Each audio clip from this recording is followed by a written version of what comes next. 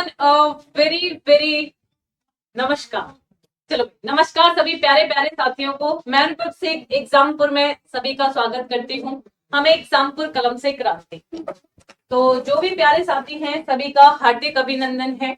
तो जो जुड़ चुके हैं सभी का स्वागत है, जो नहीं जुड़े हैं उन्हें आप एक बार सेशन को कर दीजिएगा शेयर, उन्हें बुला लीजिएगा कि भाई वर्दी की जो आपकी जंग है, तो जंग तो बहुत दिन की शुरू हो चुकी है, अब आपको भी इस जंग में जुड़ना पड़ेगा। यानी कि अगर वर्दी पानी है तो मेहनत आपको करनी पड़ेगी। चलेगा। तो भाई ये आपके चल रहे हैं प्रैक्टिस सेशंस, जिसमें हम सुपर 30 क्वेश्चन आपके करते हैं, ठीक है, और जो कि बेस्ड होते हैं आपके प्रीवियस ईयर पर, और जो आपके एग्जाम में आएंगे उस तरीके के क्वेश्चन हम डेली करते हैं। कि आप पे आप पढ़ते हैं थियरी और वाईटी पे हम कराते हैं आपकी प्रैक्टिस। तो दोनों चीजें आपकी साथ के साथ चल रही हैं। तो ये मत समझिएगा कि आपकी क्लास इंपॉर्टेंट है वाईटी की नहीं, या फिर वाईटी की इंपॉर्टेंट है आपकी नहीं। दोनों ही क्लास आपके लिए इंपॉर्टेंट होती है। डिपेंड करता है आपकी तैयारी कैसी है। अगर आपने थियरी पढ़ रखी है तो भाई आप प्रैक्टिस यूट्यूब पे करते रहो, ठीक है। अगर आपने नहीं पढ़ी है तो आपको ऐप पे क्लास पढ़नी है। चलेगा। तो भाई फटाफट सभी साथी जुड़ जाएंगे और फिर हम अपनी सेशन को बढ़ाते हैं आगे। जो भी इंपॉर्टेंट क्वेश्चन है हम करने वाले हैं। सो अगर रेडी हैं आप सभी लोग तो मुझे बताएंगे और बढ़ जाते हैं हम अपने पहले क्वेश्चन की तरफ। और ये रहा आपका पहला क्वेश्चन। चलो भाई, क्वेश्चन आपसे कह रहा है कि राज्यों में मुख्यमंत्री को शपथ कौन दिलाता है, यह आपको कमेंट करके बताना है। भाई हर एक राज्य जो होता है, हर एक राज्य के क्या होते हैं, मुख्यमंत्री होते हैं, जिन्हें आप इंग्लिश में बोलते हैं चीफ मिनिस्टर। जैसे यूपी के हमारे योगी आदित्यनाथ, ठीक है, चलेगा। और भैया खट्टर साहब हो जाते हैं हरियाणा के, प्रमोद सावंत गोवा के, ठीक है। हर एक राज्य के मुख्यमंत्री होते हैं। तो मुख्यमंत्री को शपथ जो दिलाते हैं ये कौन दिलाते हैं? आप न्यूज़पेपर में पढ़ते भी होंगे, जब सीएम के पद के इलेक्शन होते हैं तो उसके बाद न्यूज़पेपर में आता है कि भैया 2 दिन बाद 3 दिन बाद ये मुख्यमंत्री जो है शपथ लेंगे। तो सीएम को जो शपथ दिलाई जाती है, ये रिस्पेक्टिव स्टेट के जो भी गवर्नर होते हैं, राज्य के जो राज्यपाल होते हैं, उनके द्वारा शपथ दिलाई जाती है। तो याद रखेंगे जो भी गवर्नर होते हैं राज्य के, वह क्या है, वह शपथ दिलाते हैं। वो क्या है, वह शपथ दिलाते हैं सीएम को, चीफ मिनिस्टर्स को। यह भी आपको याद रखना है। ऑल राइट, चलेगा, क्लियर। आगे मूव कर जाते हैं अगले क्वेश्चन की तरफ। उच्च न्यायालय में न्यायाधीशों की नियुक्ति कौन करता है, यह आपको कमेंट करके बताना है। देखो, उच्च न्यायालय यानी कि हम किसकी बात कर रहे हैं, हम हाई कोर्ट की बात कर रहे हैं। देखो, सुप्रीम कोर्ट होता है, हाई कोर्ट होता है, उसके बाद होते हैं सबऑर्डिनेट कोर्ट्स। तो भाई सुप्रीम कोर्ट जो होता है ये देश के लेवल पर होता है। सुप्रीम कोर्ट जो होता है, जिसे आप क्या बोलते हैं, जिसे आप सर्वोच्च न्यायालय बोलते हैं, ठीक है, जिसके बारे में आप आर्टिकल 124 में पढ़ते हैं। भाई ये बोर्ड ऐसा है क्या, प्रॉब्लम क्या है, जैसे मेरे हाथों में कंपन हो रहा है ऐसे लिखा गया है। तो आर्टिकल 124 में क्या है, अनुच्छेद 124 में आप इसके बारे में पढ़ते हैं, ठीक है। फिर इसके बाद होते हैं हाई कोर्ट्स। हाई कोर्ट को आप बोलते हैं उच्च न्यायालय। तो जिसमें आप 214 में हाई कोर्ट के बारे में आप पढ़ते हैं। तो चाहे सुप्रीम कोर्ट हो चाहे हाई कोर्ट हो, इनके जो न्यायाधीश हैं, न्यायाधीशों की जो नियुक्ति की जाती है यह राष्ट्रपति के द्वारा की जाती है। तो न्यायाधीशों की नियुक्ति की बात की जा रही है। न्यायाधीशों की जो नियुक्ति करते हैं, चाहे सुप्रीम कोर्ट हो चाहे हाई कोर्ट हो, न्यायाधीश हो चाहे मुख्य न्यायाधीश हो, तो राष्ट्रपति के द्वारा ही की जाती है। यह भी आपको क्या है, यह भी आपको याद रखना है। काफी इंपॉर्टेंट क्वेश्चन है ये आपके लिए। चल नेक्स्ट आगे मूव करते हैं कि भारत में ऊर्जा का मुख्य स्रोत क्या है, यह आपको कमेंट करके बताना है। यानी कि भारत में जो एनर्जी है, एनर्जी का मतलब है कि जैसे आपके घर में क्या आ रही है, आपके घर में इलेक्ट्रिसिटी आ रही है। तो मेनली भारत में जो एनर्जी है ये कैसे प्रोड्यूस की जाती है। देखो, एनर्जी को प्रोड्यूस करने के अलग अलग तरीके हैं। हम भाई पानी का यूज करके, जो हाइड्रो इलेक्ट्रिसिटी होती है या हाइड्रो पावर जिसे आप बोलते हैं, तो पानी को एकत्र करके भी इलेक्ट्रिसिटी को प्रोड्यूस किया जाता है। या फिर क्या है, न्यूक्लियर जो हमारे एलिमेंट्स होते हैं, जैसे रेडियम वगैरह है, यूरेनियम वगैरह है, इनसे भी क्या है, इनकी हेल्प से भी हम इलेक्ट्रिसिटी को प्रोड्यूस करते हैं। सोलर एनर्जी, सूर्य की जो ऊर्जा होती है उससे भी करते हैं। एक क्या होती है, एक होती है तापीय ऊर्जा, जिसे आप इंग्लिश में बोलते हैं थर्मल एनर्जी। तो भारत में ज्यादातर जो एनर्जी प्रोड्यूस होती है ये कौन सी थर्मल एनर्जी होती है। थर्मल एनर्जी का मतलब क्या है, तापीय ऊर्जा इसे हिंदी में बोलते हैं। यानी कि जब हम बहुत हाई टेम्परेचर को प्रोड्यूस करते हैं। अब हाई टेम्परेचर हम कैसे प्रोड्यूस करेंगे, कोई ना कोई हमें फ्यूल चाहिए, कोई ना कोई हमें फ्यूल चाहिए। तो as a fuel thermal energy को जनरेट करने के लिए हम एज ए फ्यूल क्या यूज करते हैं, कोल यूज करते हैं। ये क्वेश्चन बहुत पूछा जाता है भाई, कोल को हिंदी में बोलते हैं कोयला। तो कोयले से भारत में जो एनर्जी है, थर्मल एनर्जी है, उसे प्रोड्यूस किया जाता है। उसे क्या है, उसे प्रोड्यूस किया जाता है, क्योंकि कोयला भारत में अच्छे खासे अमाउंट में प्रोड्यूस होता है। यहां आपको याद रखना है, ठीक है। चलो भाई देखो, कोयले से भी क्वेश्चन आपका पूछा जा सकता है कि भाई कोयला कितने प्रकार का होता है। कोयला 4 प्रकार का होता है, जिसमें एक तो होता है एंथ्रासाइट कोयला, ठीक है। एक इसका टाइप कौन सा है, एक इसका टाइप हो जाता है एंथ्रासाइट। तो पहले ए आता है, तो एंथ्रासाइट आप याद रखेंगे। एंथ्रासाइट के बाद हो जाएगा बी, यानी कि बिटुमिनस हो जाता है, बिटुमिनस हो जाता है। फिर आपका लिग्नाइट आता है, लिग्नाइट कोल होता है। इसके बाद होता है पीट कोल, जिसे पीट कोयला भी आप बोल देते हैं। तो अगर आपसे क्वेश्चन पूछे कि सर्वोच्च क्वालिटी का जो कोल होता है, यानी कि बेस्ट क्वालिटी का जो कोयला होता है, बेस्ट क्वालिटी का जो कोयला होता है ये कौन सा होता है, तो एंथ्रासाइट होता है। यह भी आपको याद रखना है। और वर्स्ट क्वालिटी का अगर आपसे पूछता है तो वर्स्ट क्वालिटी का होता है पीट कोयला। कौन सा, पीट कोयला। यह भी आपको याद रखना है। तो सिंपल एंड इंपॉर्टेंट क्वेश्चन है। अच्छा, अब एक क्वेश्चन का आंसर आप मुझे करके बताएंगे, which is homework for you, कि सबसे ज्यादा भारत में जो कोल है ये कौन सा राज्य प्रोड्यूस करता है। यानी कि सबसे ज्यादा कोयला उत्पादक राज्य कौन सा है भारत में, ये आप मुझे कमेंट करके बताएंगे, ठीक है। ये आपके लिए होमवर्क रहा जो आपको बताना है। चलो आगे मूव करते हैं भाई अगले क्वेश्चन की तरफ। अगला क्वेश्चन है आपका कि एशिया की पहली भूमिगत जल विद्युत परियोजना भारत के निम्नलिखित राज्यों में से किसमें स्थित है, यह आपको कमेंट करके बताना है। चलो भाई, ये क्वेश्चन भी आपका काफी अच्छा क्वेश्चन है। देखो भाई, भूमिगत परियोजना का मतलब क्या है, भूमिगत परियोजना का मतलब क्या है कि जो हमारी अर्थ है, अर्थ भाई, अर्थ हम पढ़ते हैं कि अर्थ के अंदर जो टेम्परेचर है, ठीक है, ये घटता बढ़ता है, depend on the layers of the earth, earth की लेयर पे डिपेंड करता है। जैसे क्रस्ट होती है, मेंटल होती है, कोर होती है। तो क्रस्ट क्या है, सॉलिड है, उसके बाद एक लिक्विड है, और वहां पर क्या है, टेम्परेचर बढ़ता रहता है। अर्थ के जैसे जैसे हम अंदर जाते हैं तो टेम्परेचर बढ़ता रहता है। तो यानी कि हम क्या कहेंगे कि जो पृथ्वी है उससे भी ताप निकलता है, जिसे हम क्या बोल देते हैं, भूताप बोल देते हैं। और इंग्लिश में इसे क्या बोल देते हैं, इंग्लिश में इसे, अच्छा देखो यहां पर आप जियोथर्मल लिखो भाई, यहां पर आप जियोथर्मल लिखो, ठीक है, यहां पर जियोथर्मल लिखो आप। जल विद्युत की जगह आप भूतापीय लिखो, भूतापीय, भूतापीय योजना, ठीक है। भूतापीय योजना कहां पर लगाई गई थी भारत की पहली, तो ये जो लगाई गई है हिमाचल प्रदेश, क्योंकि हिमाचल प्रदेश में एक जगह है मणिकरण, इवन मणिकरण झरने भी है भाई, मणिकरण झरने भी है हिमाचल प्रदेश में। अब ये झरने कैसे हैं, इन झरनों का जो पानी है वो गर्म है। कैसा है पानी, इन झरनों का जो पानी है गर्म है।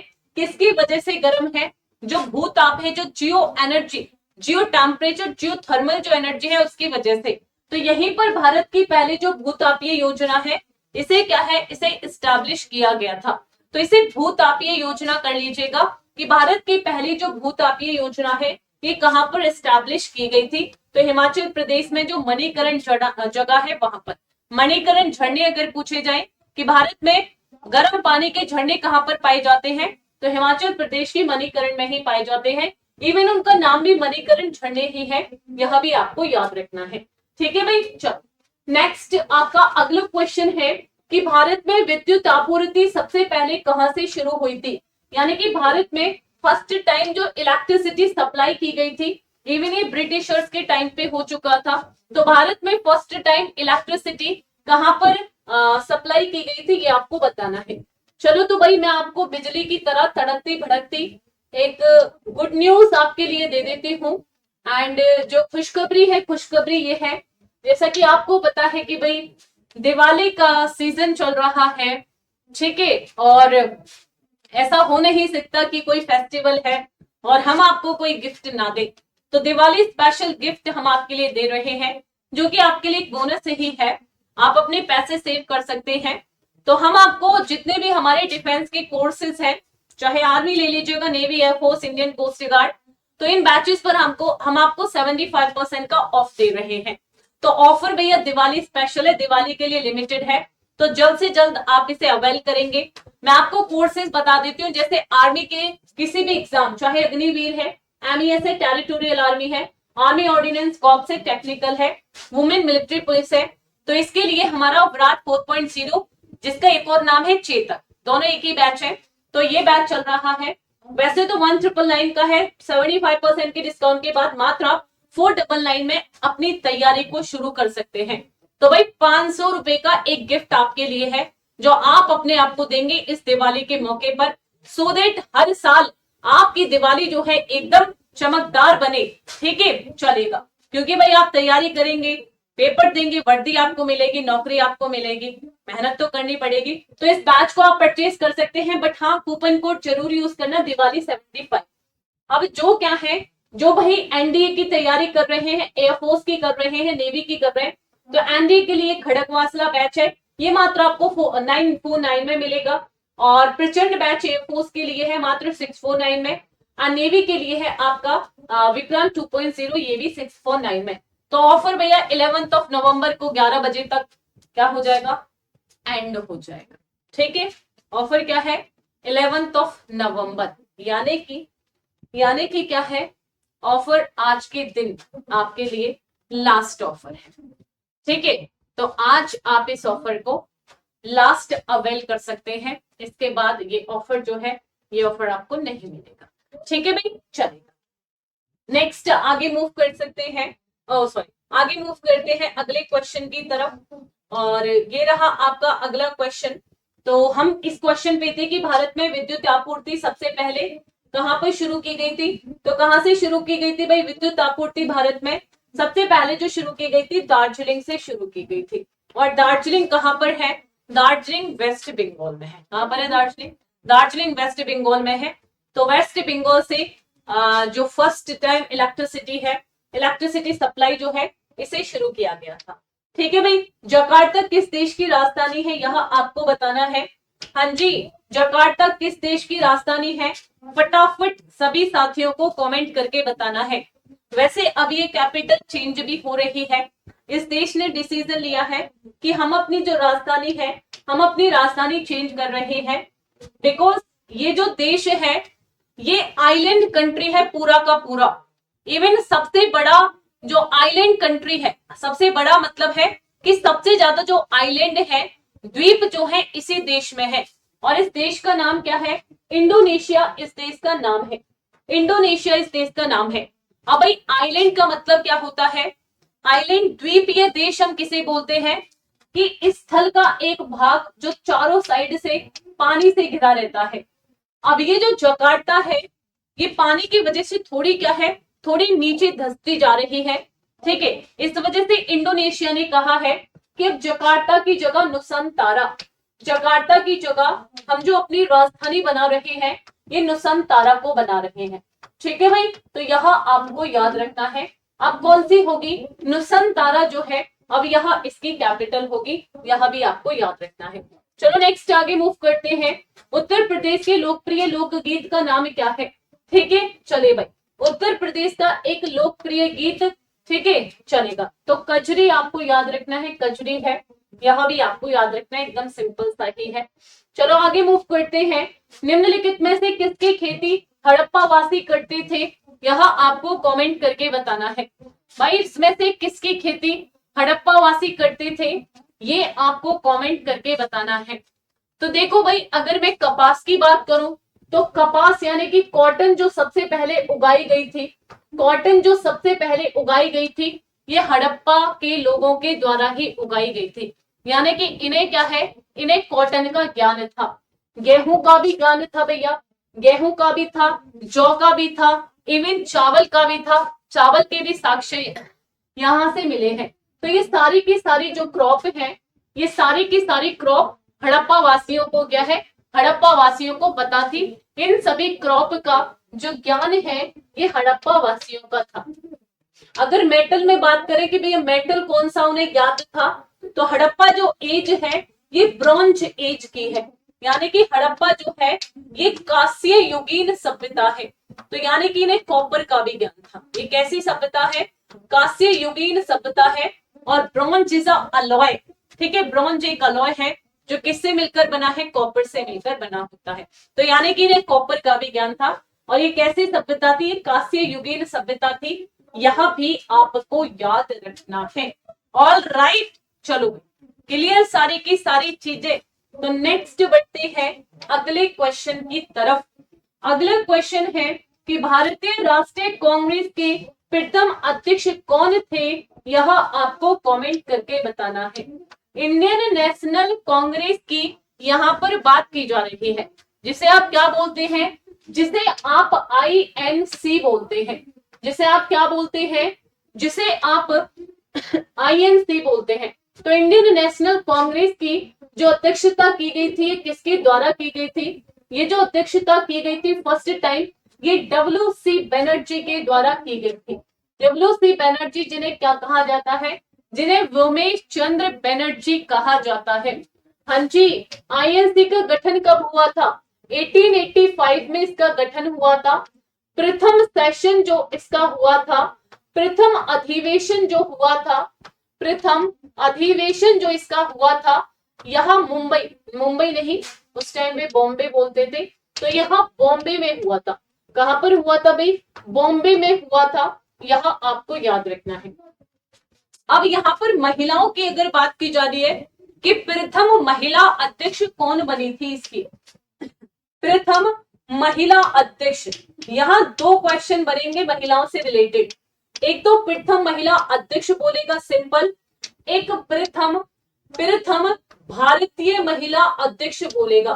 प्रथम भारतीय महिला अध्यक्ष आपसे पूछेगा, यानी कि वो महिला जो भारत की थी और जिन्होंने INC की अध्यक्षता की थी। तो ये दोनों क्वेश्चन अलग हैं। अगर खाली प्रथम महिला अध्यक्ष पूछे तो आप एनी बेसेंट आंसर करेंगे, आप एनी बेसेंट आंसर करेंगे। अगर प्रथम भारतीय महिला अध्यक्ष पूछे तो आप यहाँ पर, हाँ जी, आप यहाँ पर आंसर करेंगे सरोजनी नायडू, सरोजनी नायडू आप आंसर करेंगे, जिन्हें भारत की कोकिला कहा जाता है। भारत की कोकिला इन्हें ही कहा जाता है, भारत की कोकिला इन्हें ही कहा जाता है। ठीक है, तो ये तीन क्वेश्चन आपको याद रखने हैं INC में फर्स्ट पर्सन के रिगार्डिंग। चलो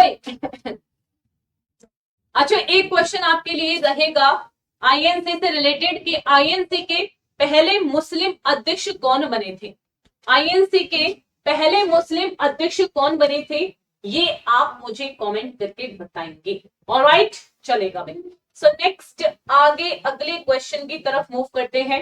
भारतीय सेना की दक्षिणी पश्चिमी कमांड का हेडक्वार्टर कहां पर है, यह आपको कमेंट करके बताना है। भाई इंडियन आर्मी में कितनी कमांड्स है, so there are 7 commands in Indian army. Indian army की 7 कमांड्स है, ठीक है। और 7 कमांड में से आपसे जो पूछा गया है ये दक्षिणी पश्चिमी कमांड का हेडक्वार्टर आपसे पूछा गया है। तो कहां पर है भाई दक्षिणी पश्चिमी कमांड का, so this is in Jaipur. कहां पर है, जयपुर में है। अगर सारे याद रखने हैं तो लिखो, एक है इसकी ईस्टर्न कमांड, एक है इसकी भैया वेस्टर्न कमांड, ठीक है, एक है इसकी नदर्न कमांड, नदर्न कमांड हो जाती है। इसके बाद इसकी एक सेंट्रल कमांड हो जाती है, फिर इसकी एक ट्रेनिंग कमांड हो जाती है, ट्रेनिंग कमांड हो जाती है, फिर इसकी सदर्न कमांड हो जाती है। तो ईस्टर्न कमांड का कहां पर है headquarter, this is in Calcutta, Calcutta में है। वेस्टर्न कमांड का कहां पर है, चंडी मंदिर आपको याद रखना है। नदर्न कमांड का कहां पर है, उधमपुर जम्मू एंड कश्मीर में है, उधमपुर जम्मू एंड कश्मीर में है। सेंट्रल कमांड का कहां पर है, this is in Lucknow, training command कहां पर है? This is in Shimla. और ये कहां पर है? ये आपको पुणे याद रखना है। ठीक है भाई, चलो क्लियर सारी की सारी। तो आर्मी में 7 कमांड्स है, एयरफोर्स में भी 7 कमांड्स है, और नेवी जो है, नेवी में 3 कमांड्स है। लिखना है तो बिल्कुल लिखेंगे। नेवी में 3 है, एयरफोर्स में 7 है। नेवी में कौन कौन सी है भाई? एक ईस्टर्न है, एक वेस्टर्न है, और एक सदर्न है। लिखना चाहे तो बिल्कुल लिख लीजिएगा। इसकी ईस्टर्न कमांड कहां पर है, इसकी वेस्टर्न कहां पर है, और इसकी जो सदर्न है, इसकी सदर्न कमांड कहां पर है। ठीक है, चलो ईस्टर्न आपसे बहुत पूछी जाती है। दिस इज इन विशाखापट्टनम, ये विशाखापट्टनम में है। ठीक है, सदर्न आपसे याद रखनी है, दिस इज इन कोची, ये कहां पर है? ये कोची में है, सदर्न कमांड जो है। ऑलराइट, चलो क्लियर, बहुत अच्छे। चलो वेस्टर्न के लिए जगह नहीं मिली है तो ये मिटा ही देती हूँ, अभी आप 2 ही याद रख लो।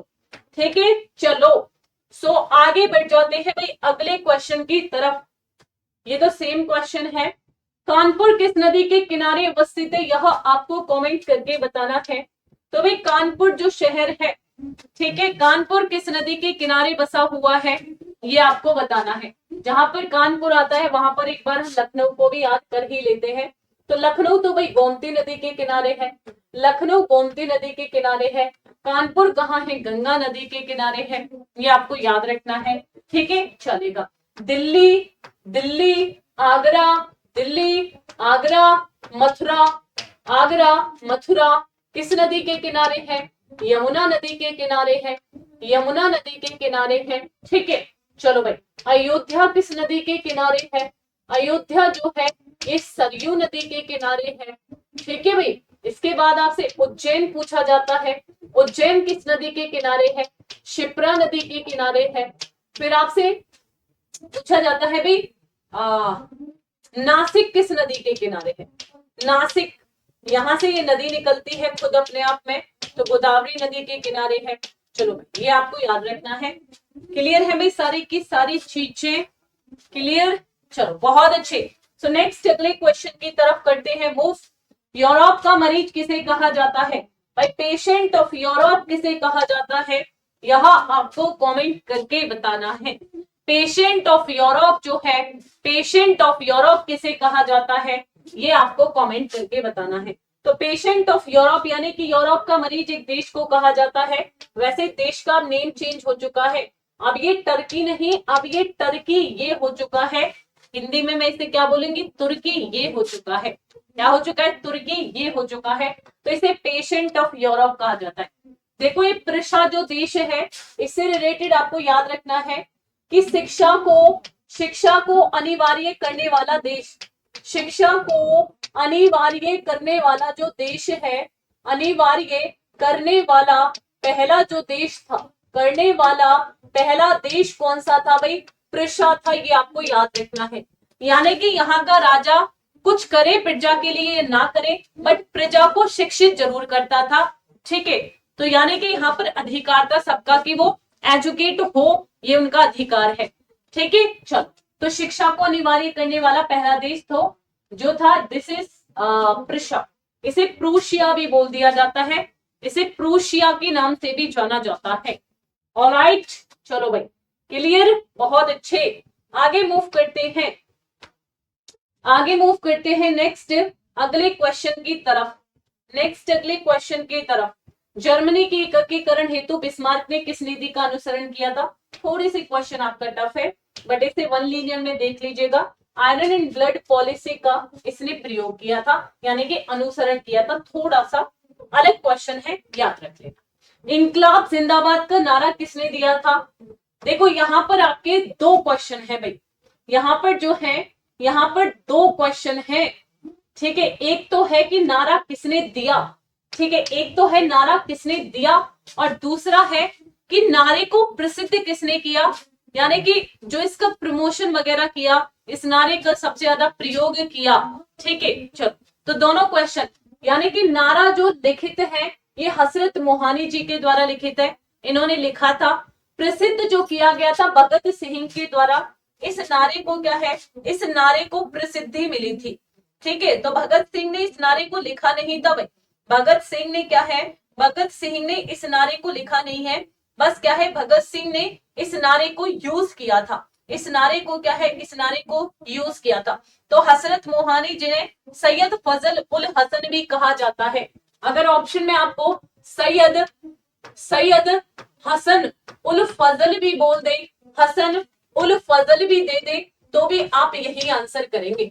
तो नारा लिखा इन्होंने था, नारा लिखा इन्होंने था, बट जो प्रयोग सबसे ज्यादा किया गया था भगत सिंह, भगत सिंह या फिर जो हिंदुस्तान रिपब्लिक एसोसिएशन के मेंबर थे, उन्होंने क्या है, उन्होंने इसे सबसे ज्यादा यूज किया था। ये आपको याद रखना है। ऑलराइट, चलो आगे मूव करते हैं। ओणम त्योहार किस राज्य में मनाया जाता है, ये आपको कमेंट करके बताना है। तो ओणम जो फेस्टिवल है, ये किस राज्य का एक फेमस सा फेस्टिवल है, ये आप कमेंट करके बताएंगे। तो ओणम जो है काफी फेमस सा फेस्टिवल है। ठीक है, चलो कहाँ का है भाई, this is of Kerala, Kerala का है ओणम, आपको याद रखना है। तमिलनाडु का भी आपसे बहुत पूछा जाता है एक फेस्टिवल, तमिलनाडु का कौन सा है, पोंगल है। पोंगल भी है भाई तमिलनाडु का, पोंगल भी है। जल्लीकट्टू अगर आपसे पूछे तो जल्लीकट्टू भी कहाँ का है, यह भी तमिलनाडु का ही फेस्टिवल है। महाराष्ट्र का आपको क्या याद रखना है, महाराष्ट्र का याद रख लेना भाई गुड़ी पड़वा, गुड़ी पड़वा। वैसे गणेश चतुर्थी जो है या गणेश उत्सव जो है, ये महाराष्ट्र में ही ज्यादा सेलिब्रेट किया जाता है, तो गणेश चतुर्थी भी आपको याद रखना है। पंजाब पे क्या याद रखना है, लोहड़ी आप याद रख लेना भाई, लोहड़ी है, बैसाखी है, बैसाखी है। तो ये सभी कहाँ के हैं, ये सभी पंजाब के हो जाते हैं। ठीक है, चलो क्लियर भाई, बहुत अच्छे, शानदार। चलिएगा आगे बढ़ जाते हैं इसी के साथ। पाटलिपुत्र की स्थापना किस शासक ने की थी, कमेंट करके बताओ भाई फटाफट। और ये भी बताओ पाटलिपुत्र अगर मैं बोलूं तो आज के टाइम पर इसकी उपस्थिति किस राज्य में पड़ेगी, ये भी आपको बताना है। तो भाई पाटलिपुत्र की जो स्थापना की गई थी, एक वंश था जिस वंश को कहा गया था पितृहंता वंश, और ये दूसरा पितृहंता शासक था। लिख लो इस चीज को भाई, पितृहंता का मतलब क्या होता है, जिसने अपनी पिता की हत्या की हो। सबसे पहला शासक अजात शत्रु, जिसने अपने पिता की हत्या की थी, तो अजात शत्रु को प्रथम पितृहंता कहा जाता है। अजात शत्रु का बेटा होता है उदयन, उदयन अपने पापा की हत्या कर देता है, तो इसलिए कहते हैं जैसा करोगे वैसा भरोगे। अजात शत्रु ने अपने पापा की अपने पिता की, और उदयन जो कि इसका बेटा होता है, ये अजात शत्रु की कर देता है। तो जैसा करोगे वैसा भरोगे, इसलिए भाई अपनी जो नियत है उसे एकदम साफ रखो, सही रखो। आज आप जैसा दूसरों के साथ कर रहे हो, एक टाइम पे वैसा आपके साथ भी होगा। तो कुछ लोग होते हैं जो अपने पेरेंट्स को बहुत सताते हैं, ठीक है, तो भाई पेरेंट्स के बराबर शायद आपके लिए कोई कुछ नहीं कर सकता है, कोई भी नहीं कर सकता पेरेंट्स के बराबर जितना पेरेंट्स अपने बच्चों के लिए करते हैं। हर वो संभव प्रयास वो करते हैं जो क्या है, जो पॉसिबल है। ठीक है, चाहे खुद किसी भी चीज से सफर कर लेंगे, बट आपको बेस्ट चीज देंगे। ठीक है, तो अपने पेरेंट्स की ना आपको कदर करनी चाहिए। आई नो कि आप सभी लोग बहुत करते हैं, जो नहीं करते हैं, ठीक है, और जो आपका फ्रेंड अगर आप देख रहे हैं तो उन्हें भी थोड़ी सी अकल आप सिखा दिया करो। अच्छी चीज अगर किसी को सिखाओगे तो उसमें कोई बुराई नहीं है। ठीक है भाई, चलो, तो उदयन ने पाटलिपुत्र की स्थापना की थी, इसे अपनी राजधानी भी बनाया था। ठीक है, उदयन कौन से वंश से था, हर्यक वंश से था।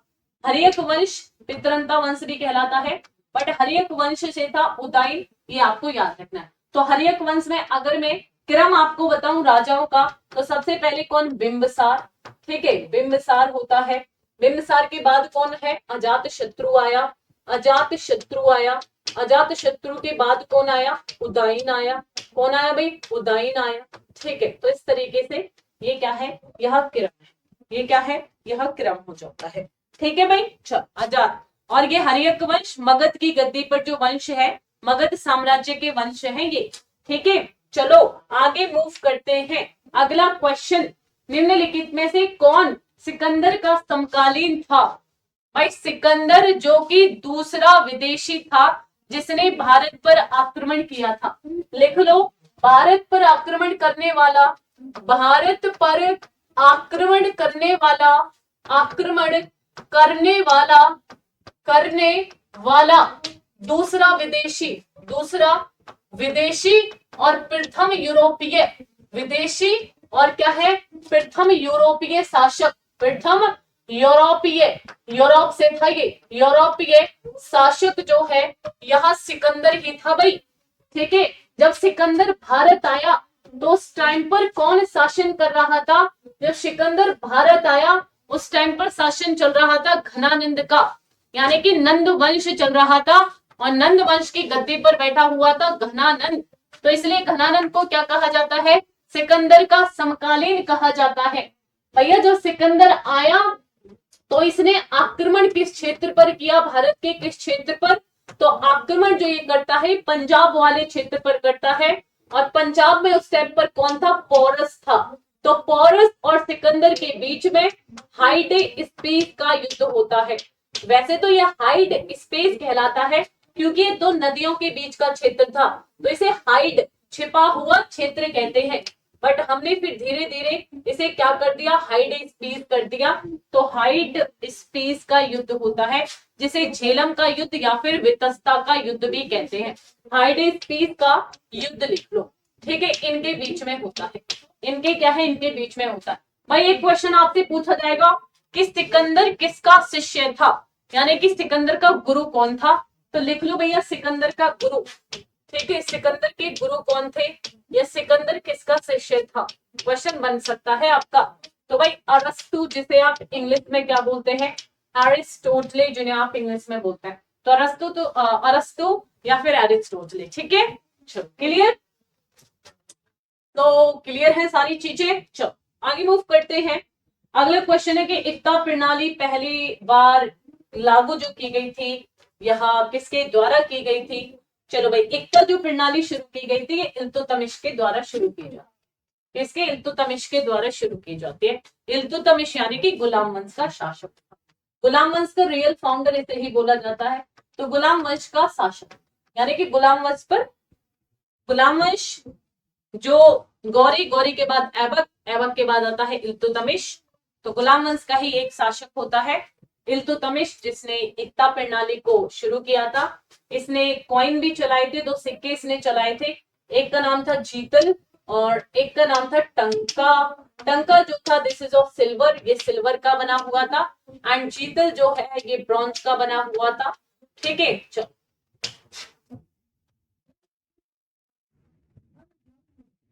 ठीक है भाई, चलो आगे मूव करते हैं। अशोक ने किस बौद्ध संत से प्रभावित होकर, भाई ये जो था ये ब्रॉन्ज का नहीं, कॉपर का हुआ, ब्रॉन्ज का नहीं, कॉपर का। टंका जो है कॉपर कॉइन था, तांबे का था, तो एक कॉपर लिखो। ठीक है, चलो आगे मूव करते हैं। अशोक ने किस बौद्ध संत से प्रभावित होकर बौद्ध धर्म अपनाया था? ये क्वेश्चन मैंने आपको बताया भी था, अशोक की पूरी कहानी मैंने आपको पढ़ाई है कि भाई अशोक जो कलिंग का युद्ध लड़ता है, कलिंग पर आक्रमण करता है, फिर इसे फील होता है कि भाई युद्ध में चाहे जीत मेरी हुई हो बट सैनिक मेरे भी मारे गए हैं, सैनिक अपोजिट पार्टी के भी मारे गए हैं, उन सैनिकों के भी अपने घर हैं, उनके भी बच्चे हैं, उनकी भी बीवी है। तो इन युद्ध की वजह से बहुत सारी महिलाएं विधवा हो जाती हैं, बच्चे अनाथ हो जाते हैं, घर उजड़ जाते हैं लोगों के, कि अब मैं युद्ध नहीं लड़ूंगा, अब मैं कोई भी नरसंहार नहीं करूंगा। तो इसके बाद क्या है, इसके बाद अशोक बौद्ध धर्म को अपना लेता है और बौद्ध धर्म की जो वो शिक्षा दीक्षा देता है ये उपगुप्त से लेता है। ठीक है, चलेगा। तो क्वेश्चन बनेगा कि किस युद्ध के बाद या किस इंसिडेंट के बाद अशोक का हृदय परिवर्तन हो जाता है? तो कलिंग के युद्ध के बाद, कलिंग का युद्ध जो कि 261 बीसी में होता है, 261 बीसी में होता है। इस युद्ध के बाद अशोक का हृदय परिवर्तन हो जाता है। भाई इसकी जानकारी हमें कहां से मिली? हमें कहां से मिली कि मैम ये तो बहुत पुराना टाइम है, इस टाइम पर कौन था, किसने वर्णन किया? तो इसकी जो जानकारी मिली है अशोक का ही 13वें नंबर का शिलालेख है, 13वां शिलालेख जो है अशोक का, वहां से इसकी जानकारी मिलती है। शिलालेख देखो, अशोक के शिलालेखों की जो खोज की है ये जेम्स प्रीसेप ने की है। जेम्स प्रिसेप जो है, जेम्स प्रिसेप ने शिलालेखों की खोज की थी और पढ़े जो गए थे इसके शिलालेख, पढ़े जो गए थे इसके शिलालेख ये फेनथेलर के द्वारा पढ़े गए थे। फेनथेलर ने अशोक के शिलालेखों को पढ़ा था।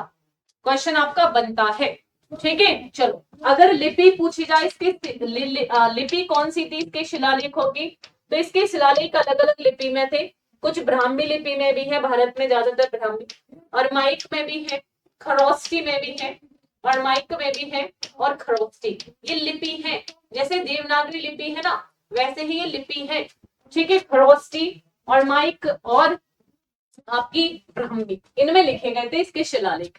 ऑलराइट, चलो भाई, क्लियर है सारी की सारी चीजें। तो आगे मूव करते हैं अगले क्वेश्चन की तरफ, और अगला क्वेश्चन है कि निम्न में से किस शासक ने सबसे पहले जो सोने के सिक्के थे, सोने के सिक्के चलाए थे, यहाँ आपको कमेंट करके बताना है। तो कौन से शासकों ने सबसे पहले भारत में सोने के सिक्के चलाए थे, यह आपको कमेंट करके बताना है। कौन से शासकों ने, तो वही हम किन के बारे में पढ़ते हैं, हमें क्या है, हम इंडो ग्रीक जो शासक थे, इंडो ग्रीक शासकों के बारे में पढ़ते हैं। हमें क्या है, हम इंडो ग्रीक शासकों के बारे में पढ़ते हैं। तो इंडो ग्रीक शासक आपको याद रखना है कि जो इंडो ग्रीक शासक थे, जो इंडो ग्रीक शासक थे, इन्होंने क्या है, इन्होंने भारत में फर्स्ट टाइम, इन्होंने भारत में क्या है, इन्होंने भारत में फर्स्ट टाइम सोने के सिक्के जारी किए थे। इंडो ग्रीक शासकों में आप किसका नाम सुनते हैं, आप मिनांडर का नाम सुनते हैं। ये कौन था, इंडो ग्रीक शासक ही था। ये कौन था, इंडो ग्रीक शासक ही होता है, ठीक है। चलो, तो इंडो ग्रीक आपको याद रखने हैं। इंडो ग्रीक क्या है, इंडो ग्रीक आप याद रख लीजिएगा। जो इंडो ग्रीक शासक थे, इन्होंने क्या चलाए थे, इन्होंने सोने के सिक्के चलाए थे भारत में फर्स्ट टाइम, ठीक है। इन्होंने क्या है, इन्होंने सोने के सिक्के चलाए थे भारत में फर्स्ट टाइम। ये भी क्या है, यह भी आपको याद रखना है। चलो भाई, आगे मूव करते हैं। कनिष्क ने किस वर्ष शक संवत की शुरुआत की थी, ये आपको कमेंट करके बताना है।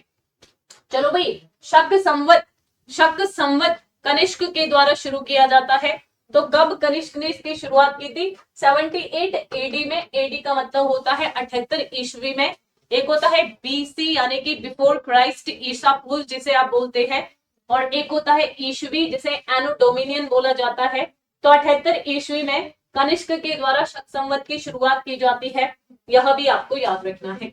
चलो भाई, अगला क्वेश्चन, ये भी काफी अच्छा आपके लिए क्वेश्चन है, ठीक है। आज जो आपकी थोड़ी सी कंफ्यूजन जो रहती है स्टूडेंट्स को, ठीक है, युद्ध से रिलेटेड कि पहला युद्ध, ठीक है। चलो, तो ये मैं आपकी कंफ्यूजन इस क्वेश्चन के जरिए बिल्कुल दूर हो जाएगी। पहले आप क्वेश्चन को पढ़ो। क्वेश्चन आपसे ये कह रहा है कि भारत में जो पहला अरब आक्रमण था, यह किसके द्वारा किया गया था, ये आपको कमेंट करके बताना है। भाई, यहाँ पर अरब लिखा हुआ है, अरब आक्रमण की बात की जा रही है। अरब आक्रमण जो किसने किया था, मोहम्मद बिन कासिम ने किया था। तो याद रखना, जो मोहम्मद बिन कासिम ने किया था, ये पहला अरब आक्रमण था। ये भारत पर किया गया पहला अरब आक्रमण था, जो 712 एडी में हुआ था, 712 ईस्वी में हुआ था। अब क्वेश्चन अगर पूछेगा कि प्रथम विदेशी आक्रमण भारत पर किसने किया था, विदेशी आक्रमण जो किया था ये किसने किया था, तो ये किया था भाई हकमनी वंश के जो राजा थे, हकमनी वंश के जो राजा थे उन्होंने किया था, जिसका नाम क्या होता है, दारा वन या डेरियस वन जिसका नाम होता है। तो ये भी आपको याद रखना। यहाँ पर अरब मेंशन करेगा तो आप मोहम्मद बिन कासिम करेंगे, ठीक है। अगर वो खाली आपको विदेशी बोलेगा तो आपको क्या आंसर करना है, ये भी आपको पता होना चाहिए, ठीक है भाई। चल, हकमनी वंश ये कहाँ का था, ये ईरान का था हकमनी वंश। तो ईरान के हकमनी वंश के राजाओं ने किया था पहली बार आक्रमण। चलिएगा, नवरोज जो फेस्टिवल है, सॉरी नौरोज जो फेस्टिवल है, एक फारसी फेस्टिवल है, फारसी लोगों का फेस्टिवल है, फारसी यानी कि पर्शियन इन्हें बोला जाता है इंग्लिश में। तो नवरोज फेस्टिवल किसके द्वारा शुरू किया गया था, ये आपको कमेंट करके बताना है। तो नवरोज फेस्टिवल को भाई किसने शुरू किया था, बलबन ने शुरू किया था। बलबन ने जो नौरोज फेस्टिवल है, जो कि पर्शियन लोगों का एक फेस्टिवल है, इसे शुरू किया था। कभी कभी आपसे ये भी पूछ लेता है पपेटी जो फेस्टिवल है पपेटी जो त्योहार है इसे कौन से समुदाय के लोग सेलिब्रेट करते हैं? तो जो पारसी समुदाय के लोग होते हैं उनका एक फेस्टिवल पपैंटी भी होता है। कौन सा? पपैंटी भी होता है। ये आपको याद रखना है। ठीक है भाई, चलो। अलाउद्दीन खिलजी से आपको क्या याद रखना है भाई? अलाउद्दीन खिलजी से आप याद रखना, अलाउद्दीन खिलजी के टाइम का जो मार्केटिंग सिस्टम था, यानी कि मार्केटिंग कंट्रोल सिस्टम को जो शुरू किया था, ये अलाउद्दीन खिलजी ने शुरू किया था। जो नगद वेतन, सेना को नगद वेतन देना जो शुरू किया था, सेना को नगद वेतन जो देना शुरू किया था, ये भी अलाउद्दीन खिलजी ने किया था। सेना का हुलिया बनाना, सेना का हुलिया बनाना जो शुरू किया था, ये भी खिलजी ने ही किया था। और क्या है भाई? घोड़ों को दागने की प्रथा जो शुरू की थी, घोड़ों को दागने की प्रथा जो शुरू की थी, ठीक है, यह भी अलाउद्दीन खिलजी ने ही शुरू की थी। ये भी आपको याद रखना है। ये भी क्या है? ये भी आपको याद रखना है। ठीक है। मलिक काफूर किसके साथ रहता था? तो मलिक काफूर, जिसकी हेल्प से अलाउद्दीन खिलजी ने दो दक्षिण अभियान थे ये जीते थे। तो मलिक काफूर अगर पूछे तो आपको अलाउद्दीन खिलजी याद रखना है। मलिक काफूर को क्या बोला जाता था? हजार दिनार। मलिक काफूर, इसे हजार दिनारी बोला जाता है। इसे क्या है?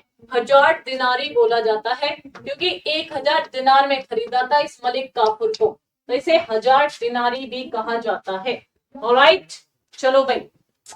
मोहम्मद बिन तुगलक से आपको याद रखना है, भारत में टोकन करेंसी जो शुरू की गई थी, भारत में टोकन करेंसी जो शुरू की गई थी, ये मोहम्मद बिन तुगलक ने शुरू की थी। ठीक है भाई, चलो आगे मूव करते हैं। ये क्वेश्चन तो हमने कई बार कर रखा है।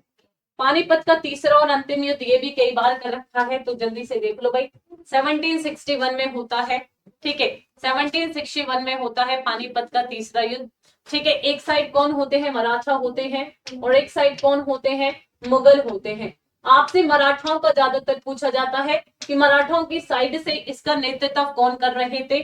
तो मराठाओं की साइड से एक तो होते हैं सदाशिव राव भाऊ, सदाशिव सदाशिव राव भाऊ, और क्या है? विश्वास राव भाऊ भी होते हैं भाई, विश्वास राव भाऊ भी होते हैं। ये मराठाओं की साइड से क्या है? इसका नेतृत्व कर रहे थे। मुगलों की साइड से आप बताएंगे। कल एक दो दिन पहले मैंने आपसे एक क्वेश्चन डिस्कस किया था। ठीक है, और मैंने आपको बताया था कि वो कहां से आया था? अफगानिस्तान से आया था। मुगलों की साइड से कौन इसका नेतृत्व कर रहे थे? ये आपके लिए क्वेश्चन बनता है। ठीक है, तो 1761 इज द राइट आंसर। पहला कब होता है भाई? पहला होता है, पहला जो होता है 1526 में होता है। फर्स्ट बैटल ऑफ पानीपत जो होता है, तो फर्स्ट बैटल कब होता है? फर्स्ट बैटल होता है 1526 में। किसके बीच में होता है? बाबर वर्सेस इब्राहिम लोदी, बाबर और इब्राहिम लोदी के बीच में होता है। ठीक है, चलो सेकंड बैटल कब होता है? तो सेकंड जो होता है ये होता है 1556 में। तो 1556 में कौन आ जाएगा? अकबर। कौन आ जाएगा भाई? अकबर आ जाएगा। ठीक है, तो मुगल की साइड से कौन लड़ेगा? अकबर लड़ेगा।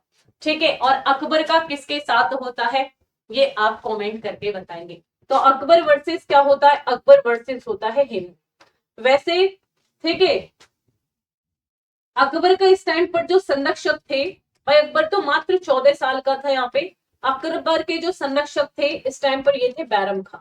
बैरम खां इस टाइम पर अकबर के संरक्षक थे।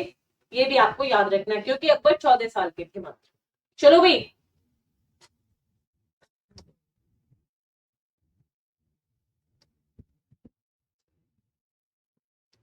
चलो इतने ही क्वेश्चन करते हैं आज के लिए, इतना ही बहुत है। इतने क्वेश्चन बहुत हो जाते हैं। ठीक है, तो कोई भी डाउट है, कोई भी आपको क्वेरी है, आप पूछ सकते हैं, ऑफलाइन कमेंट मुझे कर सकते हैं। बाकी पढ़ते रहना है भाई, दिवाली भी सेलिब्रेट करनी है, और पढ़ते भी रहना है, क्योंकि पढ़ना तो जरूरी है।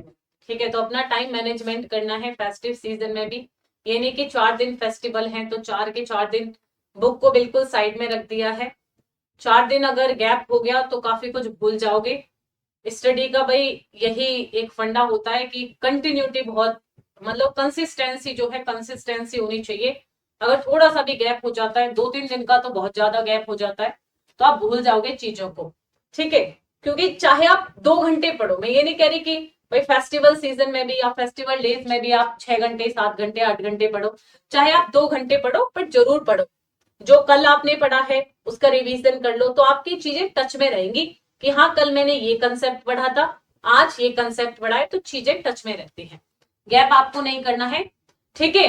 तो मैनेज करना है, आप अच्छे से मैनेज कर सकते हैं। अब तो आप वॉरियर हो गए हैं कि कैसे पढ़ना है कैसे नहीं पढ़ना, ये आपको बहुत अच्छे से पता ही है, ठीक है। तो एकदम सेफ तरीके से अपनी दिवाली सेलिब्रेट करते रहेंगे, अपने फेस्टिवल सेलिब्रेट करते रहेंगे। ख्याल रखना है अपना, अपनी फैमिली का। चल तो विदा लेते हैं आपसे। थैंक यू सो मच आप सभी प्यारे साथियों।